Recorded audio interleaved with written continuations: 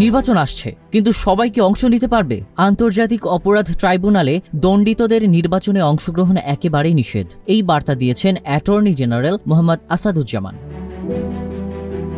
এক বিতর্ক অনুষ্ঠানে, যেখানে আলোচনার বিষয় ছিল জুলাই আন্দোলনের চেতনা বাস্তবায়নে করণীয়। তিনি স্পষ্ট করে বলেছেন, আন্তর্জাতিক অপরাধে দণ্ডিত এমন কেউ নির্বাচনে অংশগ্রহণ করতে পারবে না। আর এখানেই শেষ নয়, তিনি আরও বলেছেন, আওয়ামী লীগের সাথে যারা যুক্ত তাদেরও আইনের আওতায় আনার সুযোগ আছে।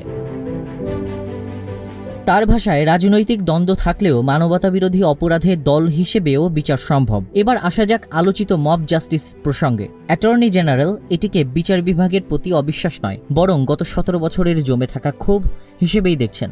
তবে তিনি এটাও বলেছেন, এই ক্রোধ অবশ্যই সমীচীন নয়। তিনি জুলাই শহীদদের স্মরণ করে বলেন, তারা কোনো দলের না, তারা নাগরিক, স্বৈরাচারের বিরুদ্ধে রাস্তায় নেমেছিলেন। এবং সবশেষ অ্যাটর্নি জেনারেলের বার্তা ছিল একটাই, জুলাই বিপ্লবের মূল চেতনা সুশাসন ও ন্যায় বিচার। এই চেতনা বাস্তবায়ন না হলে শহীদদের রক্ত বৃথা যাবে। News desk, news flash 71।